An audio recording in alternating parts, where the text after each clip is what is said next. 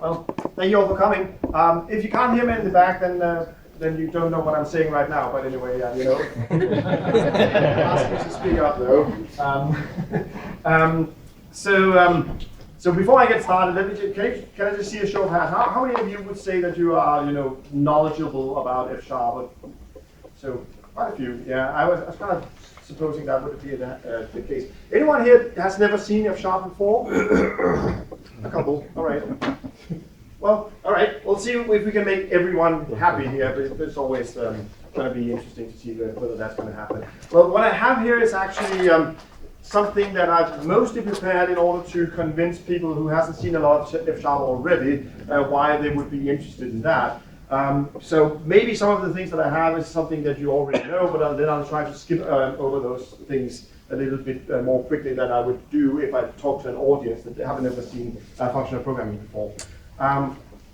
So we're going to do a couple of things here, but just stop me if there's something that you want to ask me about.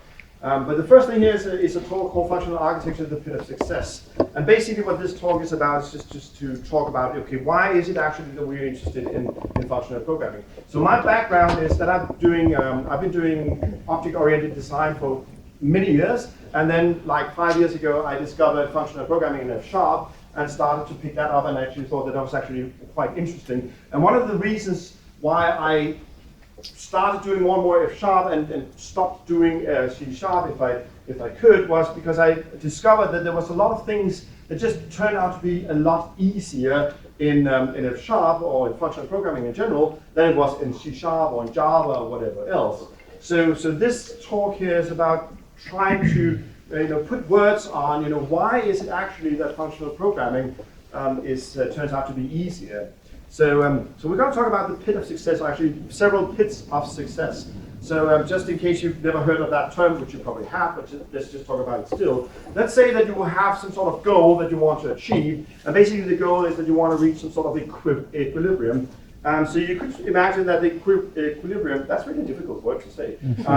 You could imagine that the equilibrium that you're seeking is to be on top of that peak there, and you could imagine that you want to, try to roll the boulder up that hill. It requires force, that you actually have to exert force and actually to get it there. But you might actually succeed. But then again, this is very unstable. So if anything happens, and it just, if it's not particularly, if it's not exactly placed at the stable, at the equilibrium, it'll try to roll downhill again. So you'll have to always exert some sort of force to keep it there. So as an architect, sometimes I just do software development, sometimes I work as an architect. And the problem is, as an architect, if you have some sort of situation like that, you have to keep, constantly vigil in order to make that goal attainable. And if you look away just for a moment, what happens is that the boulder rolls downhill again. So just to say, well, okay, what if you could rephrase your problem to say, well, I still need to just reach some sort of equilibrium, but let's make it a pit instead of a peak, which means that we can just roll our boulder down the pit there, and then it's just going to stay there. So that's basically what we're trying to aim for here. That's why we call it the pit of success. You probably already knew that. But I just thought it was fun to make those animations. Right. So what I'm going to do here is basically talk about my experiences with working with F# for about 5-6 years, and I've done production code in F#, and also lots of things that I just done for fun in F#. And I'm also going to talk about my experiences with working with Haskell, and I've never really done any production code with Haskell. I'm just trying to learn Haskell in order to become a better F# programmer. So part of the talks here is also, what I learned about writing F# code from learning how to write Haskell code, which is kind of fun. Right. Okay. So that's my experience anyway. So what we're going to do here, we're going to talk about a couple of things. And the first thing we're going to talk about is parallelism, because whenever we talk about functional programming, we always have to talk about parallelism. So we'll just do that briefly to get it out of the way. And then we're going to talk about something called ports and adapters, which is an architectural pattern that you'll see a lot of when you do object-oriented design. And we can talk about that, what that is when we get there. Then we're going to talk about services, entities, and value objects, also a thing that is a big deal when you're doing object-oriented design, and we'll talk about why that is just very easy to do when you do functional programming. And then we'll talk about testability, doing unit testing at the end. And we could talk about a lot of other things, but that's basically what I have time for here in the next 45, 50 minutes, maybe an hour, and then we'll do something else. But there are actually, in my experience, even more pits of successes that you will welcome. Come and find the seats. That's plenty still. But these were the most important ones that I could think of. But I actually had, to slim down this list. So I actually had, started with a list that had about 8 or 10 different things. Right. Okay. So first of all, you've probably heard, why functional programming is great for parallelism. So since most of you are actually already functional programmers, let's just do this very briefly. I went and searched for an implementation of a Conway's Game of Life in C#, and I found something on the internet, and this was part of it. So this is the part of Conway's Game of Life written in C# that does the updates. Conway's Game of Life is this zero-player game that is turn-based. So basically, you have the state of the game, and then you calculate the next state of the game based on the current state of the game. And that's what this method does. And you don't really have to understand particularly what's going on, but what's really interesting here is, though, that lots of mutation is going on. So we have this next generation and this world and so on is being mutated. So so even though Conway's Game of Life would be something that is sort of computationally intensive if you have a big game, and you say, well, I'd really like to parallelize this. But it's really difficult to do because everything is mutating here, so it's not even thread safe, so how could you ever parallelize it? And then, object-oriented programmers would say, well, let's just put a bug on that one. That makes it even worse because now, well, it is thread safe now, but now you're absolutely certain that this will never parallelize because what this basically means is that it can only happen on a single thread at any given time. It's not that, it's impossible to write parallelizable code in C# or Java or whatever, but it's just very, very difficult. It's not a paradigm that comes easy to you at all. So that's really one of those examples where it's really uphill trying to roll your boulder and up the top of the peak. So if we can rephrase the problem and say, well, what if we can make this in a functional style? It becomes super easy. So here's an implementation I did in F#, and this is the single-threaded version of it. Basically, this does the same thing as the other one, and we don't really have to understand exactly what's happening here. It's calling some other functions that I haven't shown you, but basically you just say, well, this is the single-threaded version, and as you know with functional programming, because everything is based on immutable data, this is what we call embarrassingly parallel. So, what does it actually take to parallelize this particular implementation? Well, basically this. So there's a psec thing that you can download on NuGet, and that's parallel. I can't remember the exact name of the NuGet package actually, but it's just defines a psec module instead of the sec module, and now we have something that's parallel. And then on that little old laptop that I have there, I just made some measurements, and this is about like twice as fast as the other one just by adding those p's. So that's pretty easy. So that's nice. Right. Okay. Let's move on to the next one, which I think is probably the most interesting part. So let's spend a little bit more time here. Well, okay, so ports and adapters is a design pattern, or it's an architectural pattern that's been talked about a lot in object-oriented design. And basically the idea is that you draw an architectural diagram that looks a little bit like this. And what this diagram tries to illustrate is that you will have sort of objects in, well, in this case, concentric circles. And the edge of the application is what's happening outside, at the edge of that drawing there. So this is where you will have all your graphical user interfaces or your web user interfaces. This is where you have stuff that talks to your file system or your databases. This is where you send off emails and so on. Everything that happens here on the edge of the system. So everything that interacts with the external world is basically what we call a port. And whenever we interact with the external world, if you imagine, for example, talking to a relational database, you'll often do that by using some sort of SDK that your database vendor has given you. Like in .NET, you will use ADO.NET, for example, or some specific implementation of ADO.NET that connects to SQL Server or to Oracle or whatever that is. But that's not really what your application needs, so you need to somehow adapt those SDKs into your application-specific needs. So those are the adapters. An adapter, is an object-oriented design pattern, which is, adapt one interface to another one. So that's basically what happens there on the edge of the system. And then what you're trying to do is you're trying to have your, your domain model and your application model, which is as decoupled from the technical implementation details as possible. And so this is a pretty normal architectural design pattern in object-oriented design. If you read like, for example, Robert C. Martin has a 700-page book called Agile Practices, Patterns, and another P. I can't remember the last P. It's a 700-page book, which is very good if you're interested in object-oriented design. It's kind of like you really should read that book if you're interested in OOD. And it talks about other things as well, but one of the things that sort of comes out of that way of thinking is this sort of design. And one of the problems that I had as an architect throughout my career is that getting people to actually work in that way, when you tell people to do this, that seems like, yeah, of course an application should be designed that way, but to actually implement this is really, really difficult.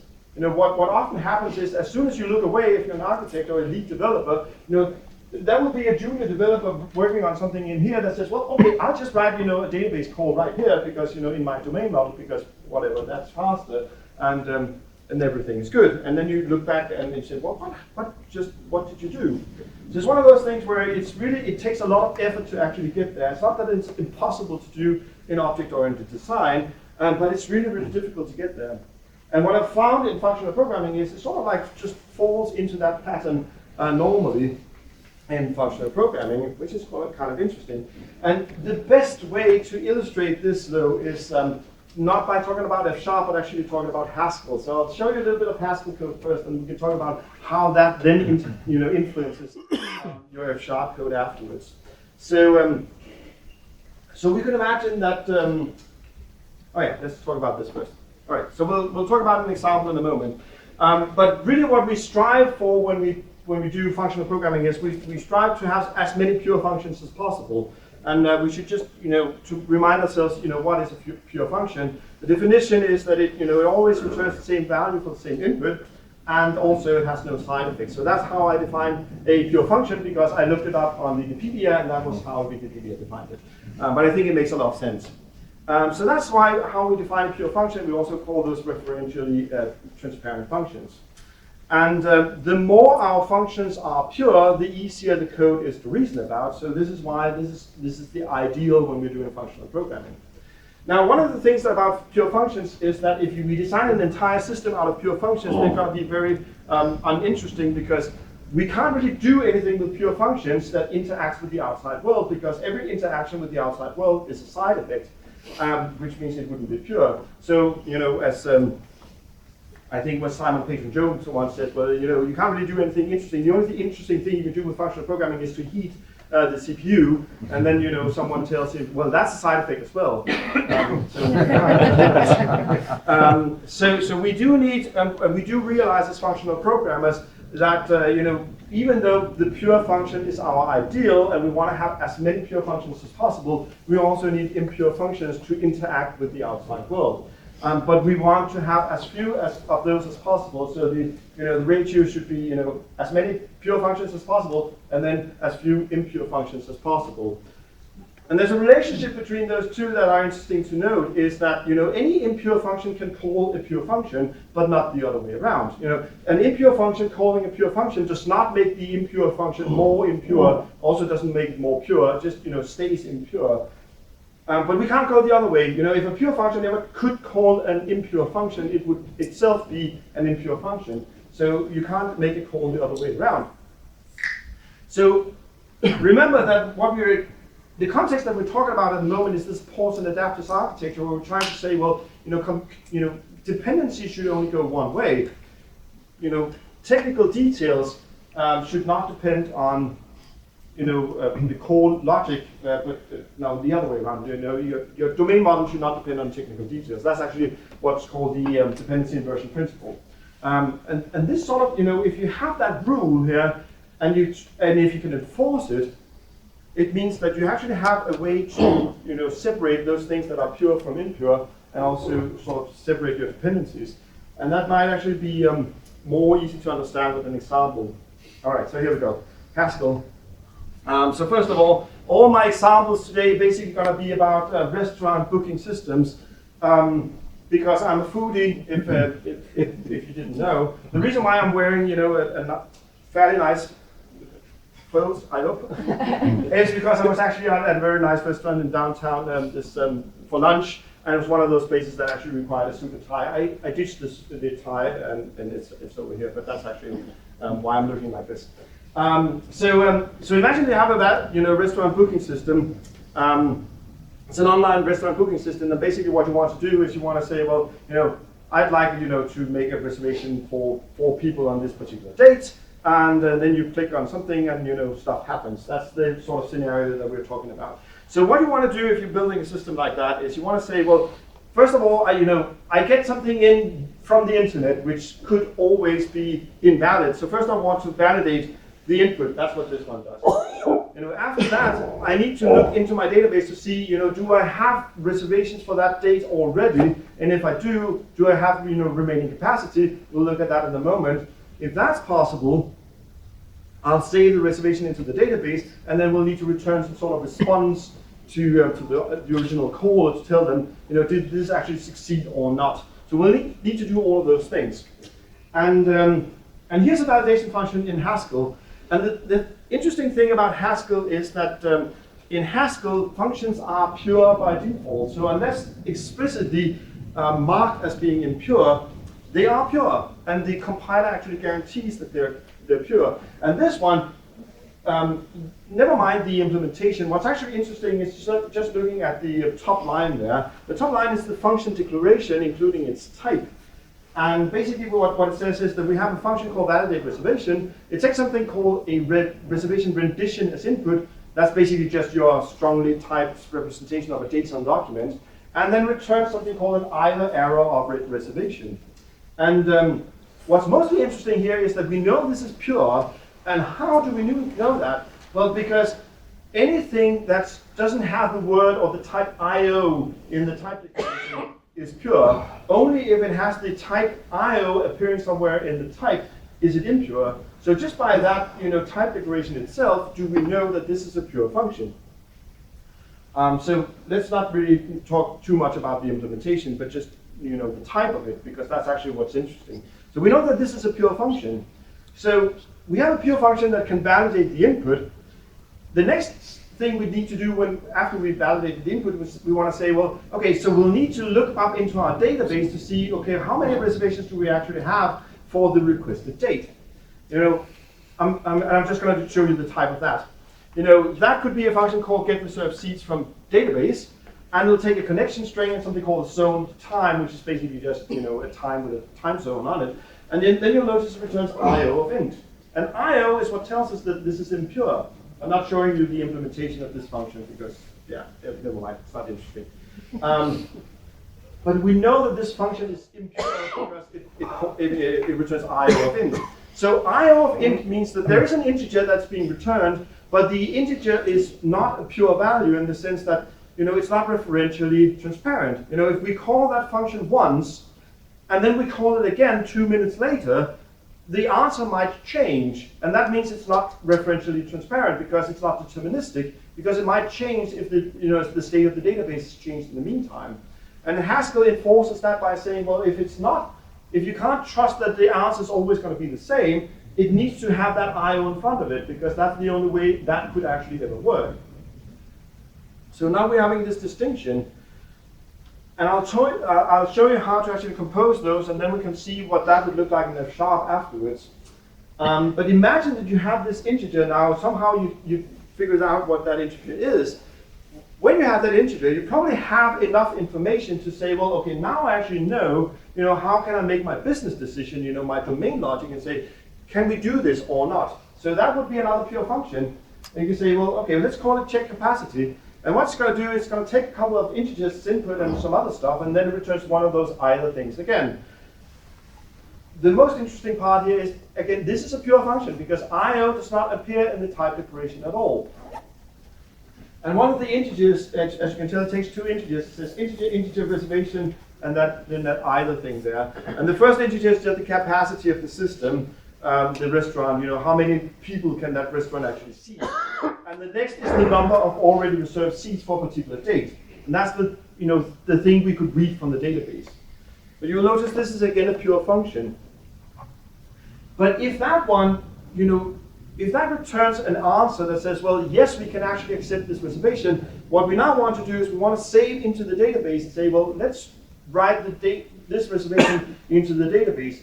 And obviously, this is something that has a side effect, so that's another impure operation. And that might have a type like this, where we can say, well, there's a function called save reservation. It returns IO of unit. So for those of you who've never seen functional programming before, this is a value called unit.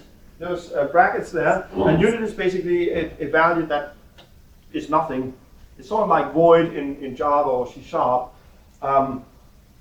but it's a value, which means it can be a return value and it can be input as well. But again, we can see this is impure because it returns IO of nothing, and because it returns IO of unit, we also have a pretty good idea that this must, have some sort of side effect when we call this function.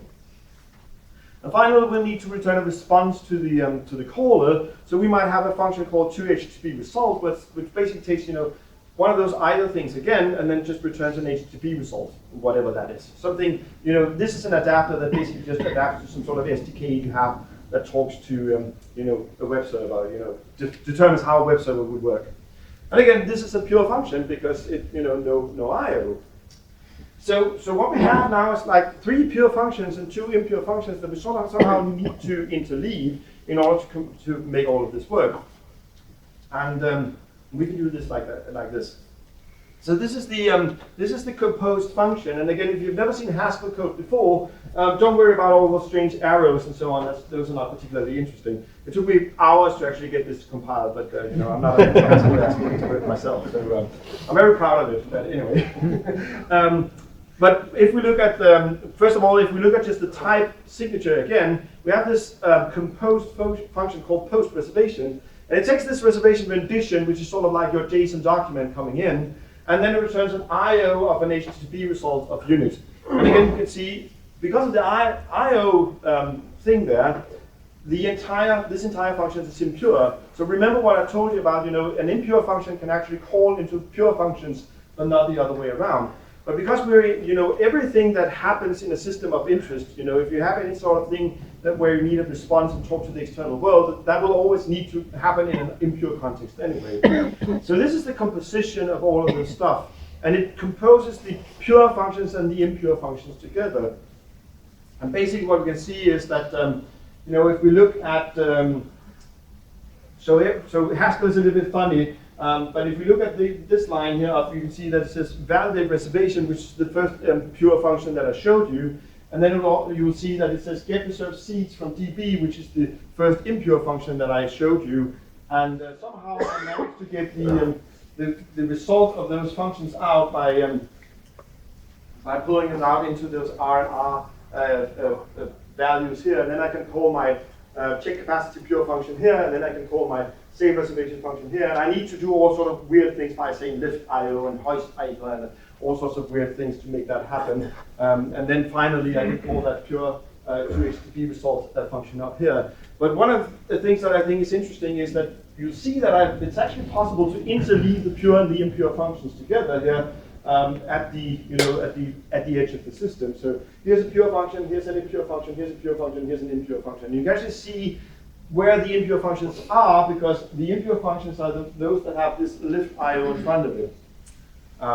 So it's kind of quite clear how that works. Now, if we try to put that back into the context, we talk about ports and adapters. What we actually have here is, we can draw those concentric circles as well, and we can say, well, whatever happens when we have an incoming HTTP request is that this overall composed function called post reservation is actually being called. And that's an impure function. It sits at the edge of the system, and it's impure because everything that needs to talk to the outside world needs to be impure. And the first thing it does then is it calls this validate reservation function, which is a pure function. And if that succeeds, then it needs to read from the database. So it calls that get reserved seeds from database function, which is another impure function. And I sort of put it down here because if you've ever seen an architecture diagram, like a layered architecture diagram, which is like what lots of people start doing when they do software architecture, you can almost imagine that there's a can-sized shape beneath this that represents a database. So it's almost like you have a layered application architecture here.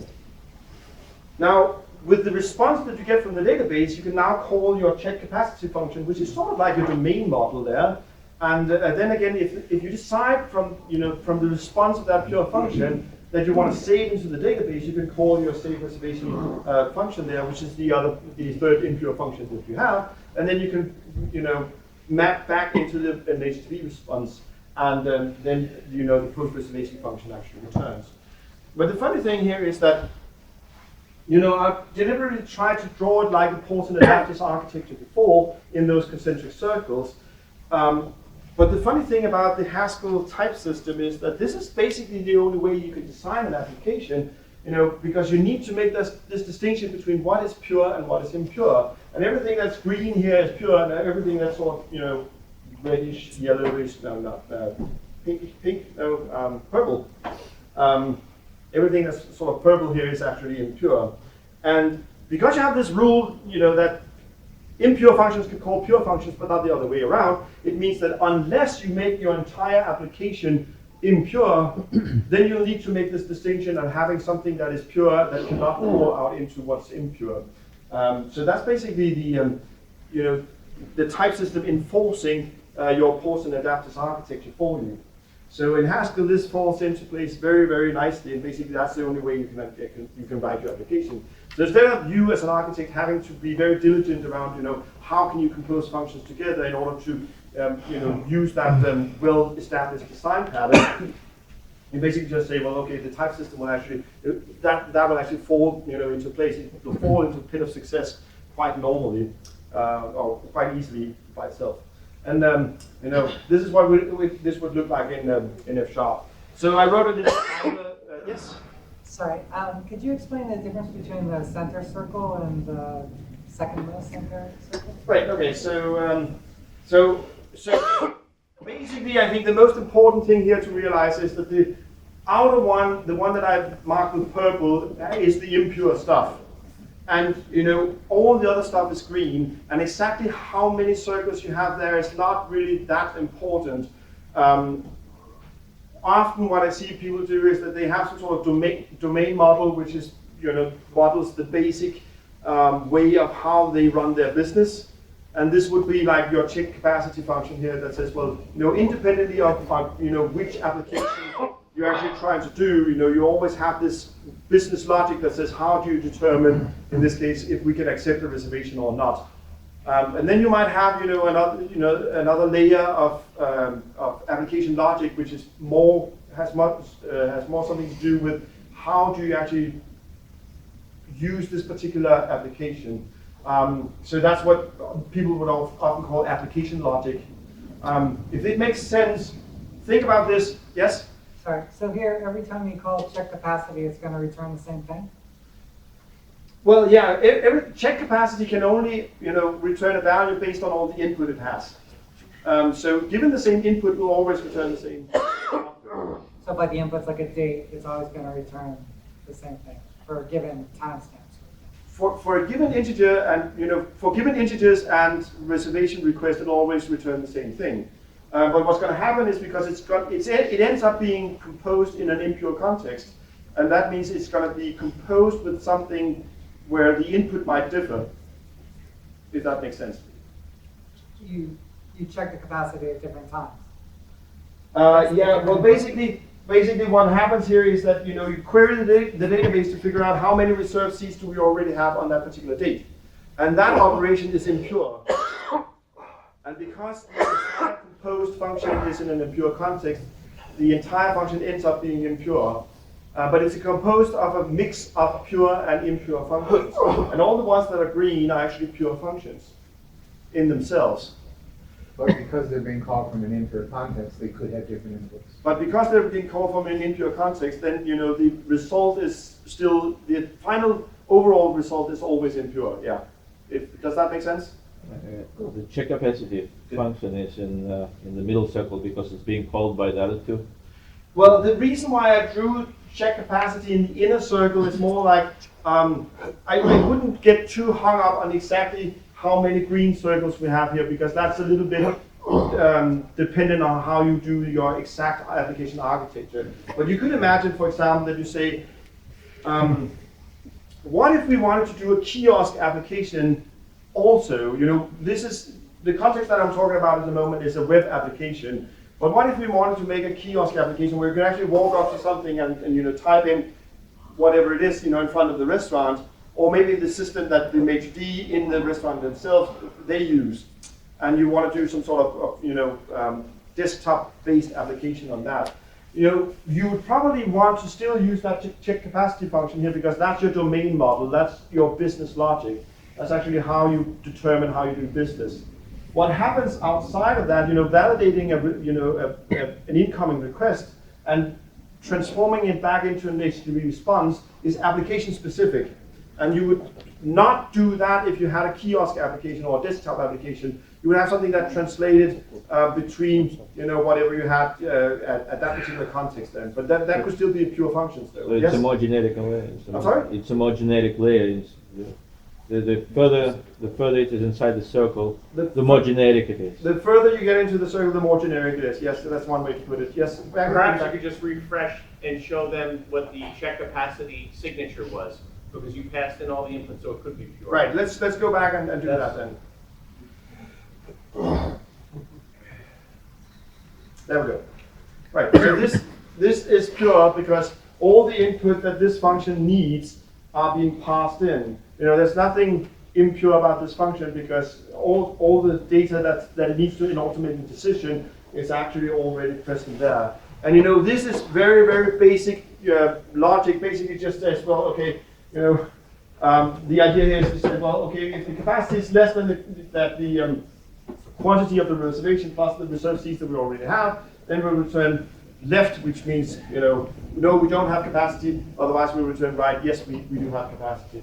But you can imagine that this actually has more complicated business logic, like saying, well, we will do a little bit of overbooking because we know that you know, some people don't never show up, but then we'll do more overbooking on certain weekdays and not on other ones and so on. So that might actually be a lot of business logic, but as long as you can keep it pure, it'll always return the same input for the same output for the same input. But then again, if you compose it in an impure context, then the final answer will still change. Does this make sense? Does it help a little bit? Yep. Okay.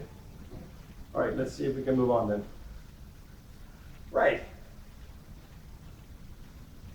All right, so I just came to the F# thing here. So one of the reasons I actually did this in Haskell was because you know, I was at a conference in January in London, and someone asked me, how do you know that you're actually writing good functional code in F#? And I said, well, you know, I was wondering about the same thing, and that's the reason why I started learning Haskell, because Haskell forces me to make the explicit distinction between pure and impure. And so that's why I started doing Haskell. And I actually had a previous version of this particular scenario written down in F#. And when I started to see, can I translate this into Haskell, it turned out that there was a couple of things that actually didn't work out. And this particular implementation of check capacity was the one that I kind of didn't really have as pure as it could be. But then I went back and did, you know, redid it in F#, and then this is basically the final composition. So I have a blog post about this, you know, as well, if you want to dive into all the technical details. But this is basically what you can do in F#. So let's not. Sorry, what's this sign at the very end, like the colon and followed by? That one? Yes. Oh, so this is so that's just an implicit type cast actually. The reason for this is actually code that sits in a context of it wants to return something called an IHTTP controller because this is something that's been hosted by something called ASP.NET Web API, and everything in Web API needs to be an IHTTP controller. And the problem is this reservation controller is a concrete type. And this is where we're interfacing F# with some object-oriented framework, in this case ASP.NET. And ASP.NET wants this to be not the concrete reservations controller class, but an IHTTP controller. And this is just a code snippet that actually sits in a bigger function that returns IHTTP controller. So basically, this is just a shortcut saying, you should treat reservations controller as the interface it implements. So it's an implicit typecast. Can it implement more than one interface? Can you implement more than one interface Yes. in a class? Yes, certainly, yes. You But can do then that. how will it know which interface it's going to In this case, it's probably still going to be unambiguous because it knows that the return type of the entire function that this is part of is IHTTP controller. Okay. But if it's ambiguous, you might actually need to write IHTTP controller here as well. Okay. You can do that here. Yeah. Good. Right? Shorter. This is just shorter. Yeah. Right. Okay. Let's talk about something else then. And I'm done with the Haskell, by the way, I promise. So let's talk about services and data. If you ever, how many of you have ever learned object-oriented design? Most of you, yeah. Well, I did that for a long time as well. So you probably, the first time you did object-oriented design, when you learned that, you were probably told something like, well, imagine that there's a class called animal, and then you can have a dog, and a cat, and then you can ask it to say a sound, and the dog will say woof, and the cat will say meow. And then you go out to the real world and say, that's what object-oriented design is all about. And then you start making user things that looks like this, So you have a user in your system, and you need to be able to persist that user into a database and read it from the database and so on. And you sort of learn that you can base things on object hierarchies, and objects should be, data with behavior, so everything should be encapsulated and all of those nice things. So you do something like this with a user that has an ID and a username, and then you can, create a new user, and that will create a new user in the database, and you can read the user from a database, and you can delete it, and also all sorts of things. And this is what we call an active record. And it was originally described as a design pattern. And I think basically everyone now has learned that, this is not a design pattern, it's more like an anti-pattern. Unless you're in the Ruby community, which still thinks that this is actually but one of the problems with this is that once you start doing things like that, you'll say, well, oh, that's really nice. This knows how to read itself from a database and so on. Let's add another method that can send an email to that user. And then you just keep doing that, and let's make it something where it can brew coffee and whatever, and it never stops. And if you've ever heard of, how many of you have heard about the solid principles of object-oriented design? Yeah, most of you. So one of those principles is called the single responsibility principle. And this violates the single responsibility principle all over. It also violates the open-close principle and a lot of other principles. But the problem is, again, if you're an architect or a lead developer and you're trying to get your other, your colleagues and co-workers to understand that that's actually not a good way to design code, it's kind of like an uphill struggle because everyone sort of learned that this is how C# or Java should actually look like. But it's not really a good way to design code. So maybe you can ask them to read this book. So this is a domain-driven design by Eric Evans. How many of you have read this? It's a great book. Not so many, no? Well, even if you're only doing, if you're only doing functional code, you should still read this. It's a good book for a lot of reasons. Not all of them are object-oriented. But it also talks a lot about object-oriented design. And one of the things Eric Evans says is that you should make distinctions of what objects are. And he says, well, there's something called entities, and entities are objects that have identity.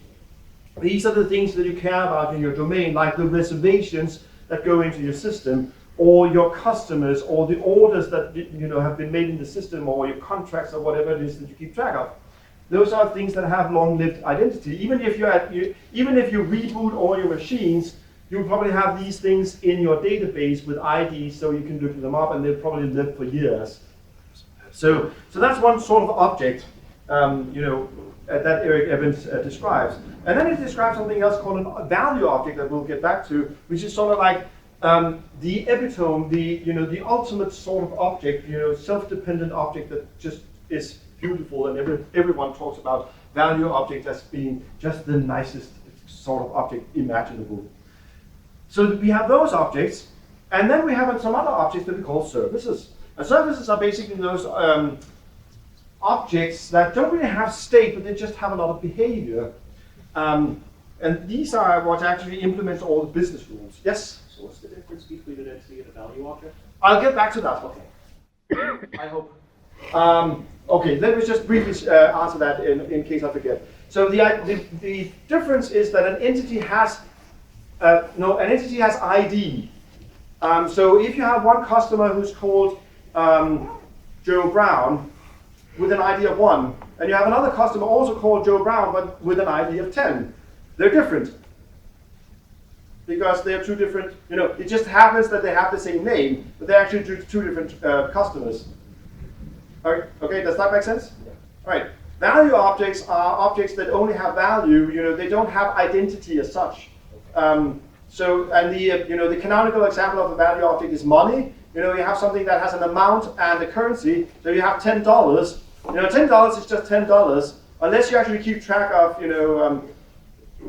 your specific bills, then you don't really care how you have $10. You only care that you have $10. Okay. So that's the difference.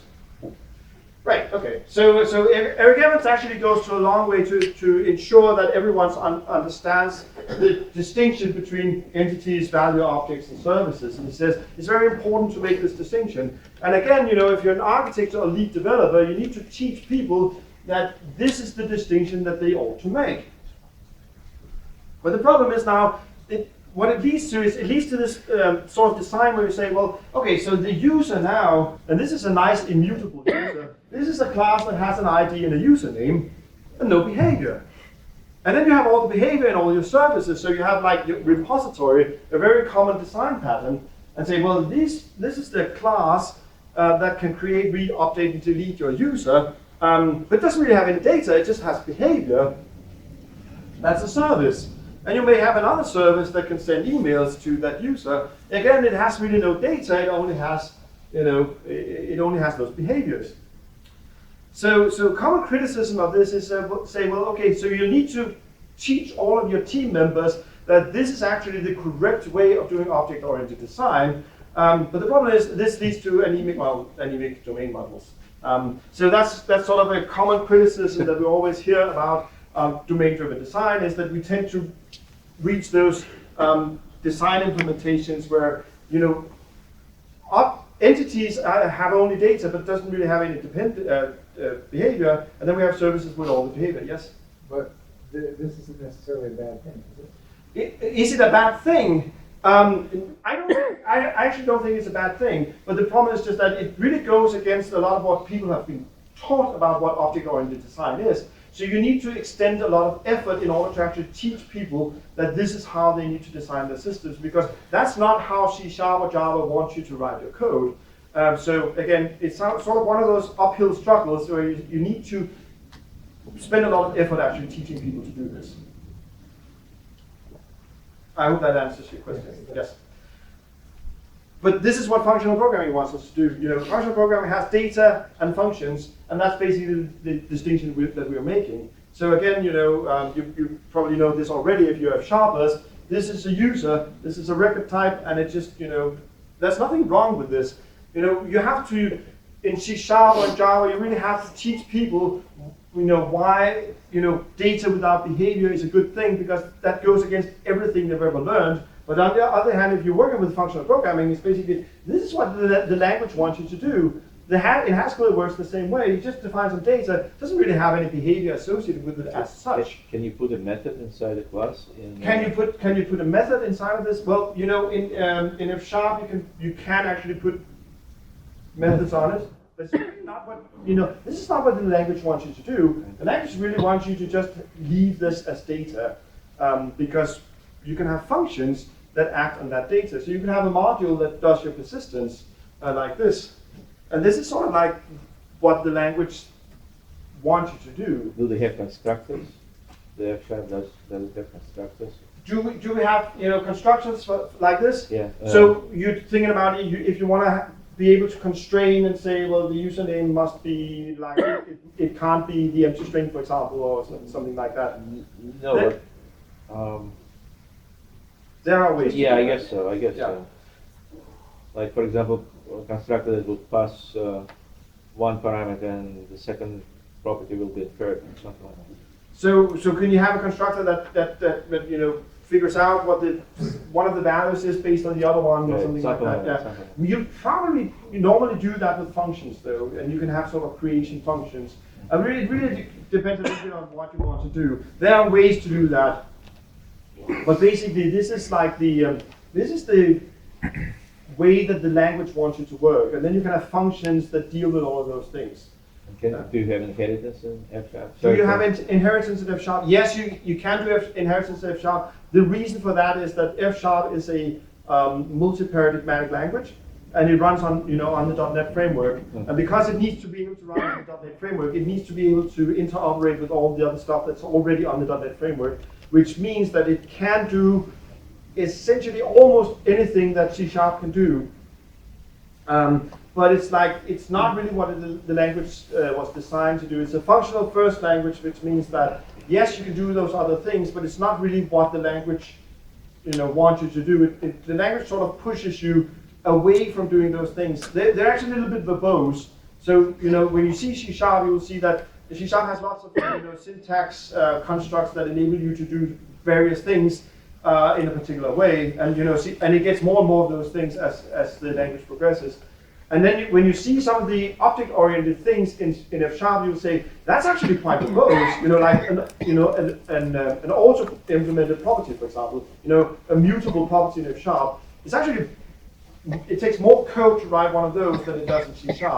And then people say, well, I thought that F-sharp was supposed to be more, compact. And it says, well, yeah, but we don't want you to write that sort of code. So that's why it looks crappy in F-sharp. So it can do most of the things you can do with C#, but it wants you to, if it feels clunky to do in F-sharp, it's probably because you should be doing something else. If that makes sense. Does that answer your question? Yeah. All right, cool. I'm just curious for the sake of it. For example, you want to derive some kind of reuse another user from this class. How would you do it in F-sharp? What's the syntax? If I wanted to do one? To derive another, super user from users. I wouldn't. I would not derive something from this. This is actually, this actually compiles into an immutable class. And does anyone remember, is it sealed? It's sealed. It's sealed, yes. Yeah, it's actually sealed. You can't. So it does compile into a class, but it compiles into an immutable sealed class, so you can't really derive from it. And that is by design. This takes a little bit off tangent, so let me just say, well, if you want to do things that are variations of the same thing, there are ways you can design that in a functional way as well. But you wouldn't use inheritance for it. You would use different ways of doing it. Basically composition or something called discriminated unions. Okay. But for the sake of everyone else, if you want, we can always talk afterwards if you want. Okay. If you want to know more, I'll be happy to do that. But basically, what the language wants you to do is just define data as data without any particular sort of behavior associated with it as such. And then you can write functions that deal with the data, for example. You can write a module that does all of your persistence. So this might be like your repository service, and you write another module that does mail. That would be like your email service and so on. Right. And then let's just talk about value objects as well. So this is the the canonical example of a money object in C#. And it's not that money object or the value objects are particularly difficult to do, but it's just there's a lot of boilerplate involved in it. So what you have here is you have money takes an amount and a currency as input, and then you can expose those as properties. But then you want to say, well, if I have one money object that represents $10 and another one that also represents $10, I want to be able to compare them and say, yes, they're actually equal. And that's not the default behavior of an object in C#, so that means you need to override equals, and when you do that, you also need to override get hash code. And none of this is particularly difficult to do, but it's sort of it's a little bit of friction that the language introduces that makes it a little bit harder. So again, if you're working as a team lead or an architect and you need to tell people that this is what they should do, you'll probably say, people will probably say, well, yeah, but I don't really want to go to the effort. And particularly if they need to do test-driven development as well, now you also need to make sure that they actually do cover all of this change in behavior with unit tests and so on. So that's a lot of friction. And the funny thing is that this value object pattern is like the ideal that everyone that ever talks about object-oriented design ever wants you to do. Martin Fowler describes this value object pattern in his book Patterns of Enterprise Application Architecture, even though he lifted it from Wolf. Ken Beck talks about it in Test-Driven Development Explained. Eric Evans talks about it in Domain-Driven Design. This is what they all want you to do. Says this makes object-oriented design really, really nice. The funny thing is, this is you have it right here in F-sharp. That's what it is. Everything is by default a value object, unless you do something explicit to make it not a value object. It is because it has structural equality. If you take like one euro and another euro and compare them together, even though they're different values, the result is true. And if you take 2 euros and 1 euro and compare them, you will see that they're false. And if you take 1 euro and 1 British pound, you can see I'm trolling you Americans here. There's no US. There's no, actually I'm Danish, so there's no Danish crown here as well. So We just omit currency. I'm sorry? We just omit currency. Yeah. And language as well, yeah. Yes. To remind a point about the previous slide, I noticed that you chose reference type instead of value type for the C# declaration. Was that intentional?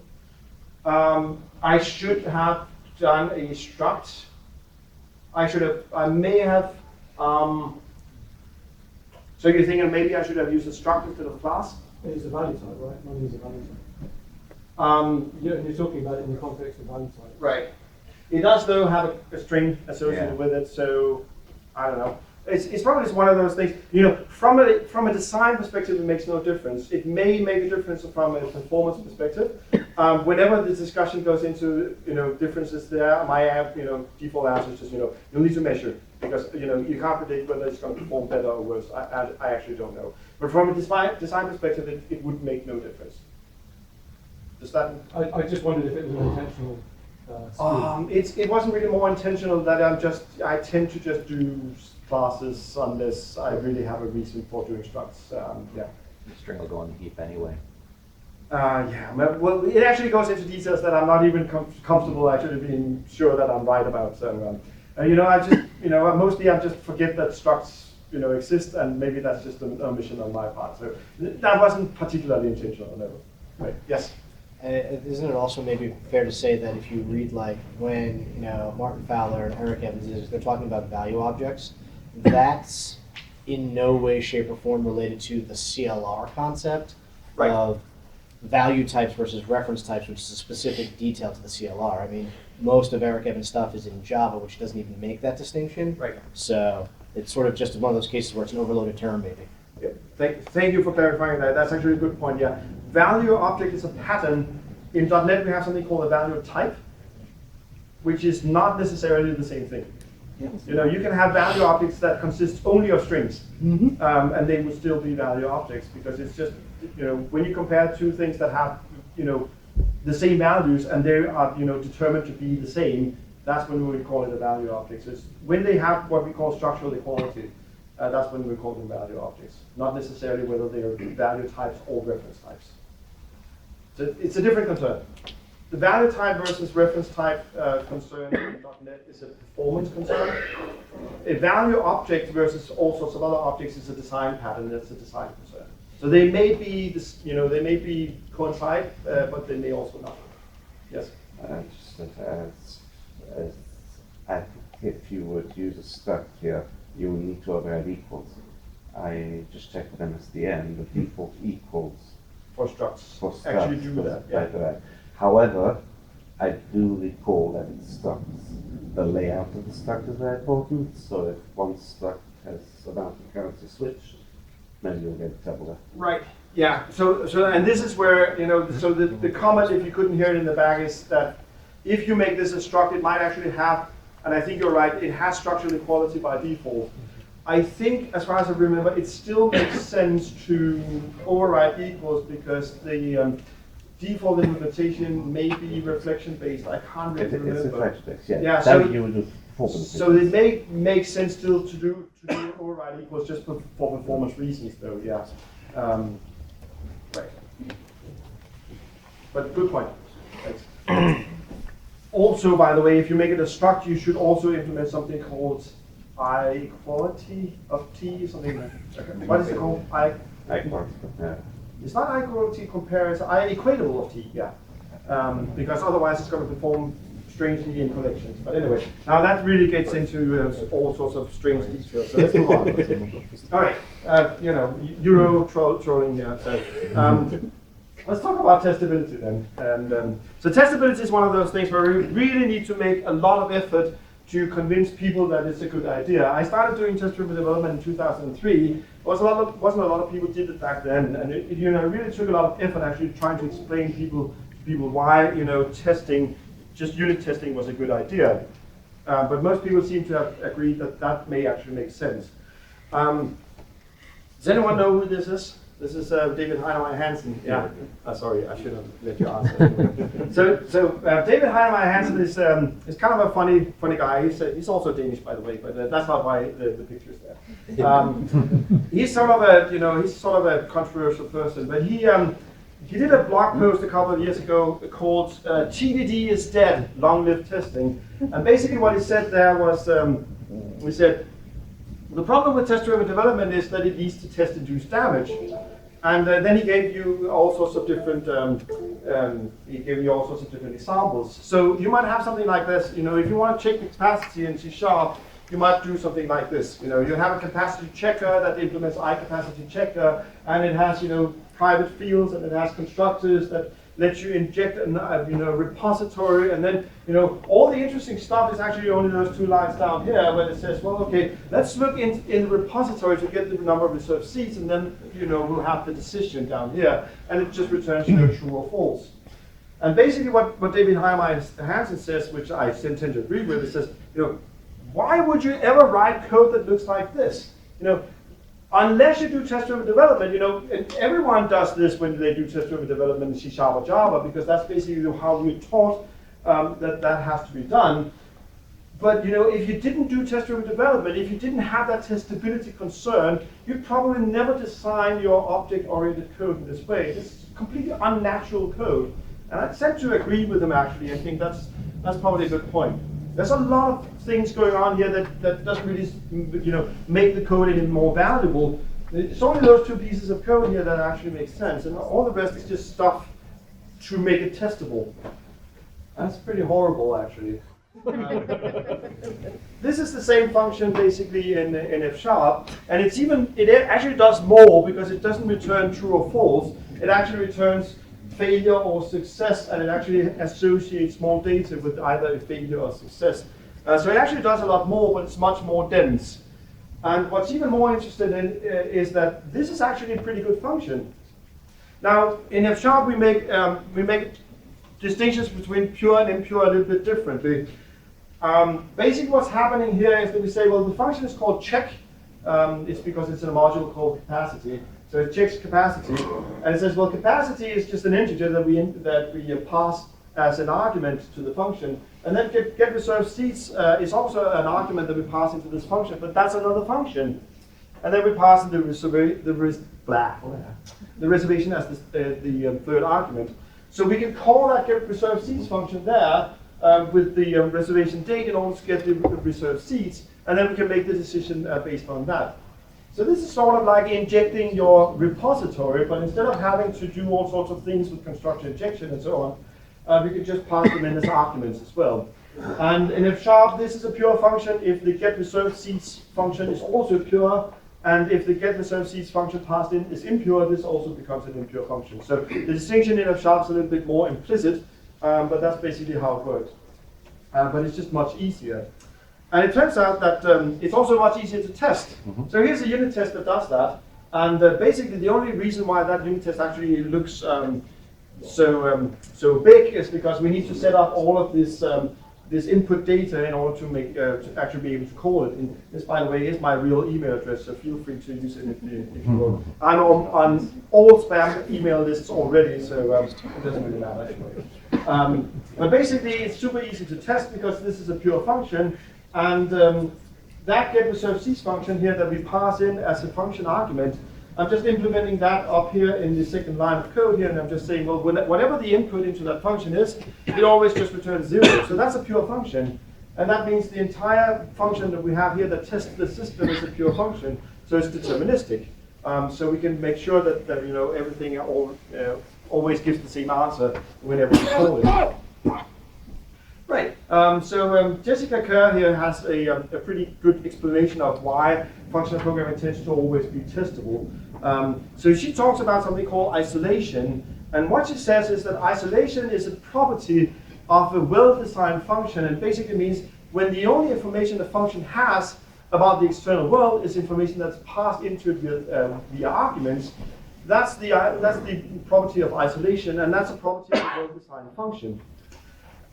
This is interesting because, you know, it turns out that isolation is just a superset of pure functions. You know, a pure function can never have, you know, implicit knowledge about the external world, because if it had implicit knowledge about the external world, it wouldn't be pure. So all pure functions, which are the ideal of functional design anyway, have this property by default. We might also have some functions that have isolations, but is not pure.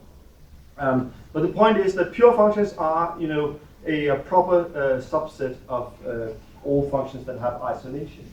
Now, the reason why that's interesting is because when we, yes? Just to make sure I understand, the reason why the outer circle, there could be some that are not pure, but that are still isolated, is that they could gain knowledge of the outside world through the parameters that have been passed. They might, for example, be impure. They might be, you know, they might have side effects, for example. So you could pass in a function as an argument to that, you know, to the function that you're talking about. That when you call that function, it has a side effect. Right. That would still be isolated in the sense that it's, you know, everything it knows about the external world is passed in from the outside. But since it has side effects, it's not referentially transparent. Okay, it seems like that answers your question. Right. Cool. Right. So a unit test. You know, if you ask 3 different people about, you know, what is the definition of a unit test, you'll get 4 different answers.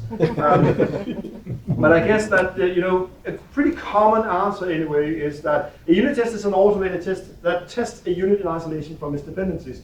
And usually where the disagreement comes is when you try to get people to define what is a unit. But that's not what we're interested in here today. We're interested in that word isolation.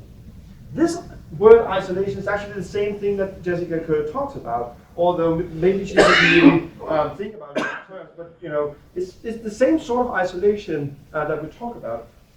And the problem with object-oriented design is that, you know, when we're trying to do something that is testable with OOD, is that we need isolation because otherwise we can't really test it. And then when we try to compose that with object-oriented programming, what we often get is that test-induced damage that David Heinemeier Hansen talked about. Not always, but very often. So the reason for that is that in object-oriented design, the ideal property that we're striving for in object-oriented design is this thing called encapsulation. And what we need to achieve in order to be testable is this thing called isolation. And they're not the same. And it's actually quite difficult to, you know, to sit right there in the middle. You can, but it takes a lot of effort. So again, it's trying to roll that boulder up the hill. You know, if you're not being very explicit about what it is that you're doing with your design, what often happens is that you damage the design. In order to achieve isolation, you forget about encapsulation, and you get a, you know, horrible object-oriented design. It's not impossible, but it's very, very difficult to sit there in the middle.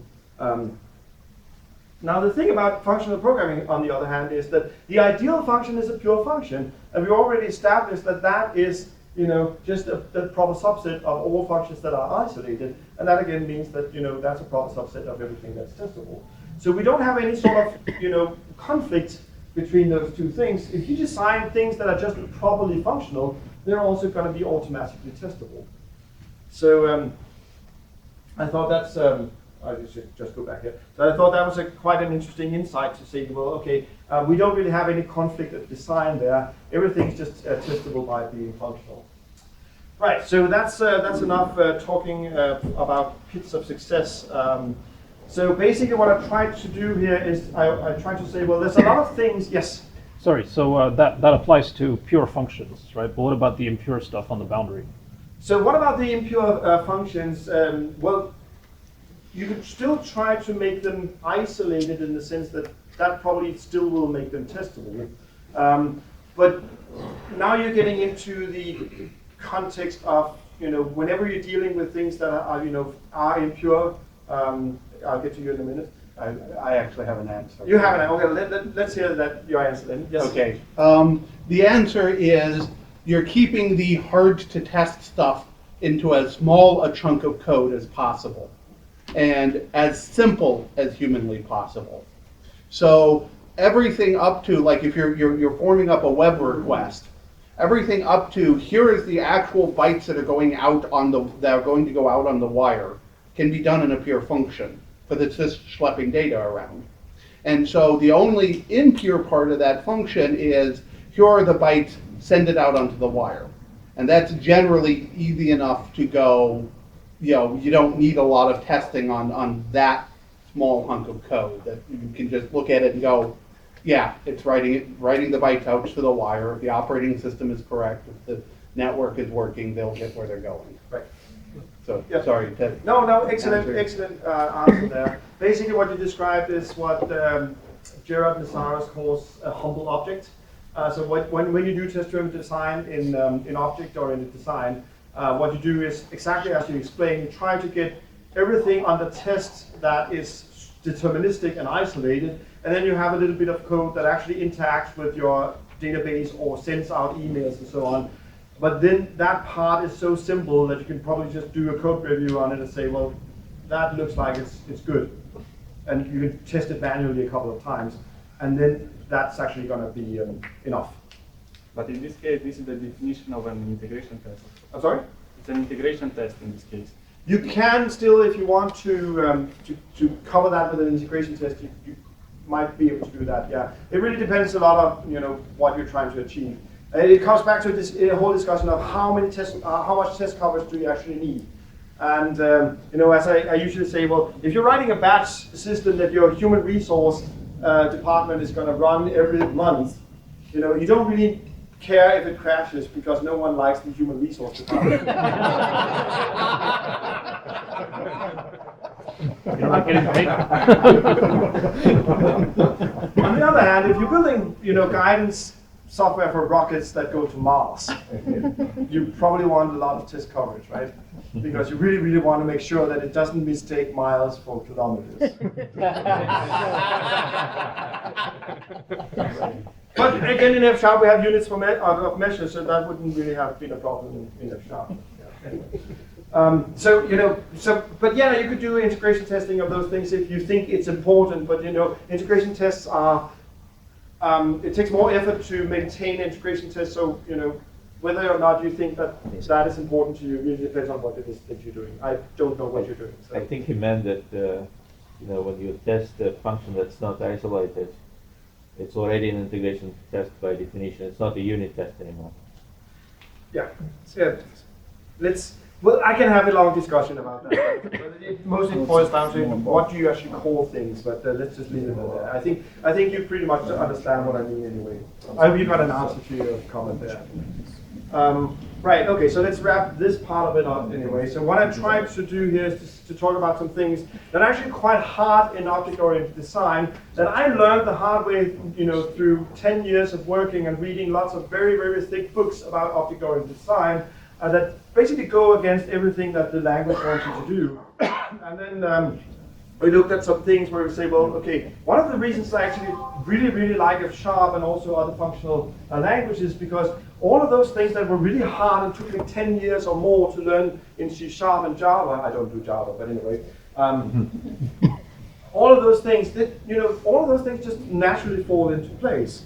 And I just thought that was very nice. So we looked at parallelism here, just sort of the poster thing for functional programming. Then we looked at a lot of ports and adapters, and this whole distinction a bit about what is pure and what is impure. We looked at services, entities, and value objects, and how that also sort of just naturally falls into at least F# and Haskell, and testability last. And there are actually other things as well that tend to also just sort of work in functional languages that are difficult to do in object-oriented languages. But I forgot what those are right now. But I have a list though.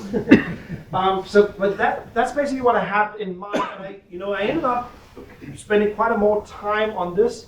I don't really know what you want to do next, but I'll be happy to stay around. But I think at least you need a break. Before you do that though, I do Pluralsight courses, as you can tell. I did this. It's not actually called Pluralsight, but that's just me. But I do have vouchers here for a month of free Pluralsight. So if you're done for today, then come up and take one before you leave. But I actually think we have more. So according to the program, I actually wanted to also give you another talk called A Functional Architecture with F#. That's probably going to take another hour though. So I don't really know what you want to do, but even if you want to have that as well, I'll be happy to stay around and give that talk as well, if we have the room for that much. But I think we should have a break, and those of you who have had enough already should feel free to leave, and then we can see if anyone's left, and then we can figure out what to do next. So let's have a break at least.